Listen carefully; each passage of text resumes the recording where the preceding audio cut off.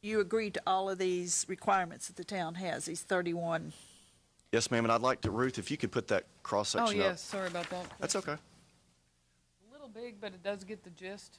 Yeah, what I wanted just to make sure, and I'm not going to go back and try to respectfully submit why I would not want to do what Jeff and I have agreed to do with the residents, because we certainly are committed to doing that. But I just want to make sure that everybody understands there is several feet between these residents and the retaining wall. There's several feet between the residents and the Costco building. And if you look at the line of sight and the profiles that we've created to talk about those elevation changes, we have done a fairly good job of buffering that as best we can. We would respectfully submit that the only folks that really will be looking at that retaining wall will be the folks that are walking on the walking trail that we were required to put in as a part of this project. We would also respectfully submit that that retaining wall would not be as high as it is if that walking trail was not there, because obviously the retaining wall will be slid over a little farther, it would be a lot lower, and there'd be a lot more landscaping there. So, we were doing that as a request from the town of Farragut that that would benefit all the residents of Farragut. So, if you look at our landscaping plan, specifically on that part of the property, I think we've done a very admirable job of trying to screen that the best we can. So, although I do not live in one of those houses, and I can't say that I look at it from the way they do, because I certainly cannot say that, and I wouldn't pretend that I would be. But I would hope that I could echo what Jeff said to tell everyone that we're trying to do the best we can with a tough situation, and trying to make it as pleasing as we can with what we've been dealt with. The homeowners certainly appreciate both Jeff and Chris making those comments. And I will remind the Planning Commission that it is a platted 100-foot buffer. The homeowners are talking about giving up 50 feet of that to accommodate the Costco development as they have it designed now, for some additional concessions, which we're more than willing to negotiate with Jeff and Chris during the process of getting that rezoned. But the homeowners would not be in favor of rezoning if we didn't get some concessions. Now, based on what they've said so far, we think we have 3 out of those 4 things all wrapped up, pretty much done, but always the devil's in the detail. But we still need to address that wall. That's an issue that was raised by the homeowners. They live there, as Chris pointed out. We don't. I think that's something that they want addressed, and I think it's important that it is addressed by Chris and by Jeff, and hopefully we'll come to a resolution rather quickly. We hope that they'll be available to meet with us as soon as possible, and we'll get this resolved. Costco will come in, and it will be done in an expeditious fashion. Again, we're making it clear that we're not trying to hold them up in any fashion. We just want to make sure that things are done right, and we're willing to have that concession of that 50 feet. That's a big concession when you talk about a buffer that was designed to protect the homeowners. Thank you. Tom, when you mentioned 3 out of the 4, basically you're talking about improve the ditch, the 200-year right. Storm drainage storage system, the landscaping, the additional landscaping, the one that what you're referring to that's still you're negotiating is the actual design of the wall itself. That's correct. Construction of the wall. And they have a already gabion basket. Okay. Right, and the gabion basket is rather unattractive. And we've already heard from, I guess, one of their designers or architects that there may be ways to use that basic design and modify it to make it more attractive with plantings, wildflower. That might work, but again, the key thing is going to be what's it going to look like in winter when a lot of those trees are losing their leaves. Although, as you can look up on that, it looks like it's all well covered, but that's when you have full vegetation and the trees have leaves. When they don't have leaves, you may be seeing something that might be a whole lot less attractive. So that is the concern they have, and if they can get that resolved, there will be no problem. I think we can do that, and that's why we're here tonight to make sure that it's well understood that it does depend upon a rezoning. The homeowners are interested in making that happen as long as there is some, that they get some consideration to protect their property values and their quality of life. And I'm sure all of them would invite all 9 of you, if you haven't been there, to take a drive on Ida Hertzler Lane. They just as soon not have everybody to go there all the time. It's nice and quiet. It's very private. But we certainly encourage you to take a look at that, and you'll understand why they value their privacy and the setting in which they're in. And certainly, I think because the homeowners have been here waiting patiently, I really think it's critical, too, that you see the impact of flooding that they experience, or near flooding that they're currently experiencing. So if I can encourage the homeowners to come and we can project some of their pictures as well, I think that would be very beneficial to the Planning Commission. One of the things I'd like to point out with the drawing is the wall actually ranges in height from 2 feet to 24 feet. The 24-foot height is in the northwest corner of the property. What's illustrated here is about a 12-foot tall wall based on the height of the person. So the line of sight kind of varies just depending on what house that you are at. Obviously, toward Kingston Pike, that probably represents it fairly accurately to maybe even a little high. As you get down closer to Turkey Creek, then it's representing it a little low. So this is just representing an average. What's the approximate linear footage of that average, say 20-foot height? I will defer to Annette on that one. I couldn't tell you. I've looked at the top of wall and bottom of the wall numbers feet, numerous times, and I just know that the high is in the corner. Approximate. Yeah,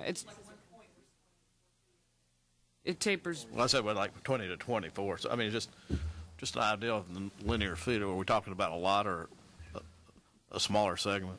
Just to put it in perspective. Doesn't have to be exact, just approximate. You can go ahead and Dick. If she needs to look up some. My name's Dick Kaywood. I live at the north end of Ida Hertzler Lane on the east side of the road. That could well be my house there that's looking out across the no man's land. It's about, I think Ruth said, 325 feet from the wall to my back door. In the wintertime, you're going to be able to see that wall very clearly. You know, if you can't, you need to see an optometrist. I would like to mention that we really appreciate the comments of the Costco real estate developer. Those were very encouraging words. It would have been particularly helpful if we could have heard them earlier, a month ago, sometime so that we had some cross-pollination between the developer and the homeowners. We had particularly good results with that when Turkey Creek Land Partners was doing the Turkey Creek development, and I would encourage the town to encourage that kind of relationship in the future. It was very beneficial, and even though this came late, it was very beneficial again.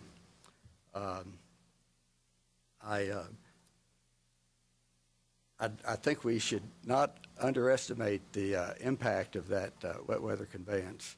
It carries an enormous amount of water from south of Kingston Pike. In fact, it's sort of a no man's land. Nobody can quantify the exact area that thing drains. We do know that over the last 2 or 3 decades, the flow through there has increased exponentially. So it's and that ditch, that ditch varies in depth from more than 5 feet to less than 3 feet because of scouring and sediment buildup.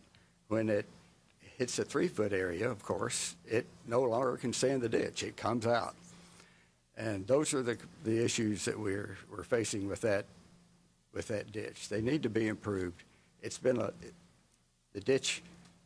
One thing we haven't mentioned, I don't think, is that the property line is in the center of the ditch, so it is part of the developer's responsibility as well. I guess the last comment I have is that I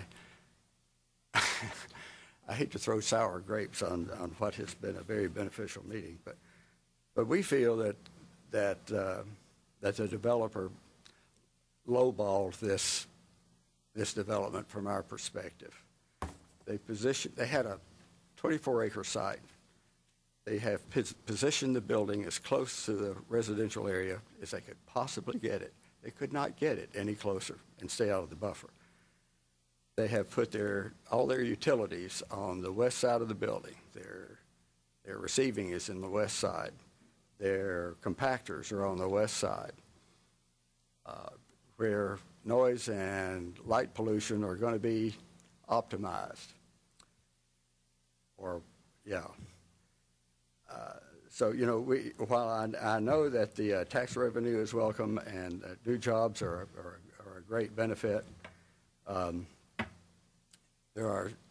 we are still living with some considerable drawbacks to this project. And while we're grateful for what we've achieved here, what we think we've achieved here tonight, it's still not all roses. Thanks. Coming next. My name's Brian Roach, 117 out of Herschel Lane, and I'm going to make it simple. I've just got some pictures for those of you who have never seen it before.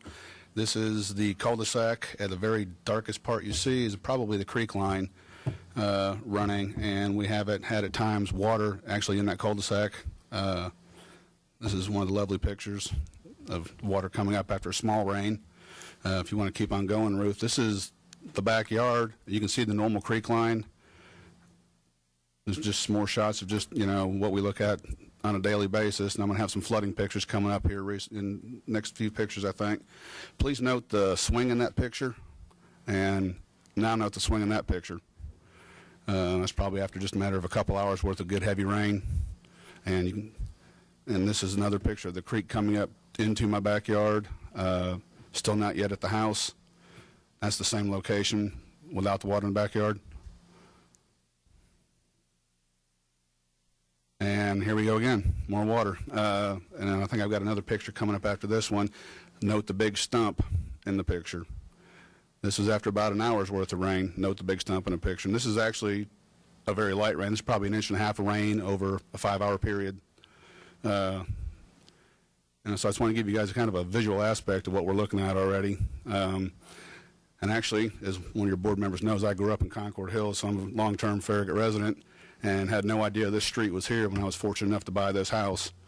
Like I said, I have had water up to it, and look forward to working with Costco and the developer to do what they can to keep that out of my backyard. And I will turn it over to the next person.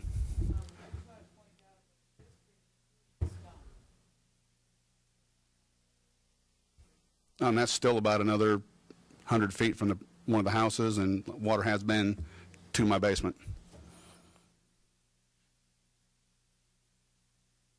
Hi, I'm Pam Roach. I live with him on 117 out of Hertzler, but the woman always has to say more, you know that.